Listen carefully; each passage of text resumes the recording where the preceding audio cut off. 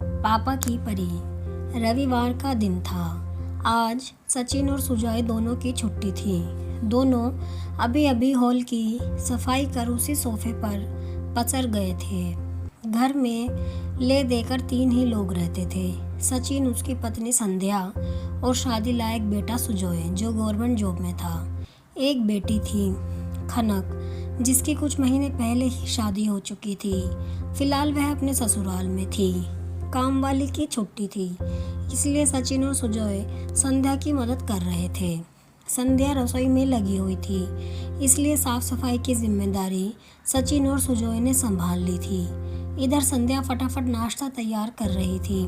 सुबह के 10 बज चुके थे। नाश्ता तैयार कर प्लेट में लगाकर संध्या बाहर आई। अभी तीनों मिलकर नाश्ता करने बैठे ही थे कि इतने में बेटी खनक अकेली ही घर आ गई। उसे इस तरह अचानक देखकर जहां सचिन बहुत खुश हुआ, वहीं संध्या का दिमाग ठनक गया। अरे बेटा, तू इस समय अचानक अकेली आई? अक्षय जी नहीं आए? संध्या ने पूछा। यह सुनते ही खनक बिफर पड़ी। क्या मम्मी, मैं अपने घर नहीं आ सकती? यह मेरा घर नहीं है क्या? और क्या ज़रूरी है क्या कि मैं किसी के साथ ही आऊँ? अकेले भी तो आ सकती हूँ। उसकी बात सुनकर सचिन बोला, संध्या, तुम भी ना, बेटी आई है और तुम्हें खुशी नहीं हो रही? उल्टे सवालों की झड़ी लगा दी। जल्दी से बेटी के लिए नाश्ता लेकर आओ। फिर खनक से बोला, आ बेटा, मेरे पास बैठ, आज हम साथ में नाश्ता करेंगे। संध्या नाश्ता लेने रसोई में चली गई।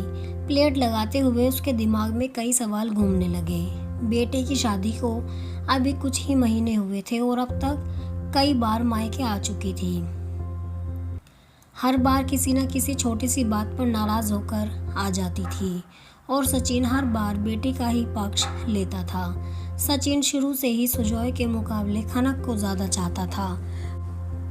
खनक भी पापा की परी बनी रहती थी। जो चीज़ वह मांग देती, सचिन हर हाल में पूरी कर देता। एक बार सुजॉय के लिए कुछ आए या ना आए, लेकिन खनक के लिए वह चीज़ ज़रूर आती थी। बेटी से प्यार करना गलत नहीं था, लेकिन उसकी गलती में भी उसका साथ देना संध्या को खलता था। शादी के 7 दिन बाद ही खनक नाराज होकर मायके आ गई थी। वजह क्या थी? दहेज में दिया गया सोफा उसके कमरे में नहीं रखा गया था। सचिन बिना सोचे समझे ससुराल जाकर झगड़ने को तैयार हो गया। संध्या जानती थी कि खनक के कमरे में जगह ही नहीं थी। अगर ससुराल वाले समझदार न होते तो रिश्ता वहीं बिगड़ सकता था। उन्होंने खनक का कमरा बदल दिया, जिसमें जगह भी थी और सोफा भी आ गया। इसके बाद भी खनक का आना जाना जारी रहा। कभी कहती सारा काम मुझसे करवाते हैं, कभी घर में नौकर नहीं है, कभी अक्षय घुमाने नहीं ले जाते, कभी मेरे कमरे में टीवी नहीं है, तो कभी ननद पर बेवजह खर्च होता है। एक दिन संध्या ने अकेले में अक्षय से बात की। अक्षय ने कहा, मम्मी जी, खनक मुझसे कहती है कि उसे पापा की याद आ रही है।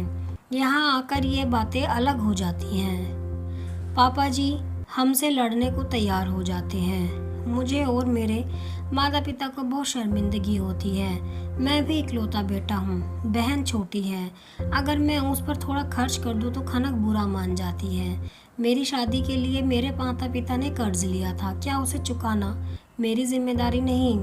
यह सुनकर संध्या को बहुत बुरा लगा। उसने कई बार खनक को समझाया, लेकिन सचिन का अंधा प्यार सब पर भारी पड़ जाता था। इन्हीं सोचों में डूबी संध्या नाश्ता लेकर बाहर आई।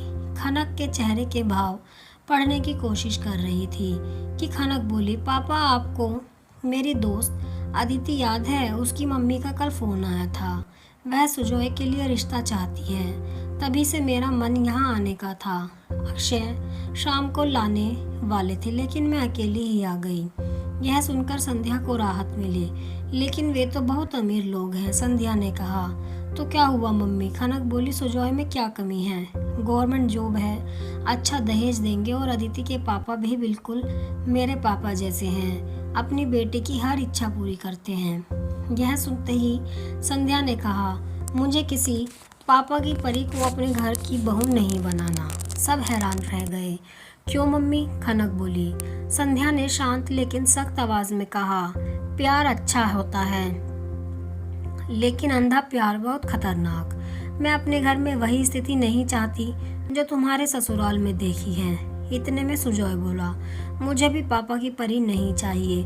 मुझे ऐसी पत्नी चाहिए जो मेरे साथ कदम से कदम मिलाकर चले, मेरे माता पिता को अपने माता पिता माने। यह सुनकर खनक की आंखें भर आई।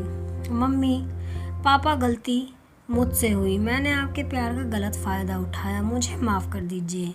मैं बदलने की कोशिश करूँगी। संध्या ने आगे बढ़कर खनक को गले लगा लिया। आप कमेंट में ज़रूर बताएं कि आपको ये कहानी कैसी लगी है।